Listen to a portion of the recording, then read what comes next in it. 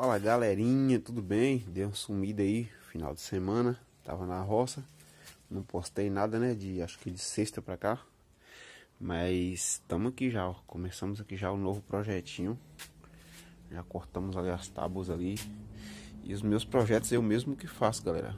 Usei aqui uma caixa que eu tinha ali, tô cortando ela pra fazer uma outra menor, uma caixinha de grave, vai ser para um gravezinho de 8 polegadas. Maquininha aqui para cortar, eu mesmo que improvisei, botei uma serra aqui dentro, né? E é isso, aqui a gente faz tudo aqui no fundo do quintal mesmo.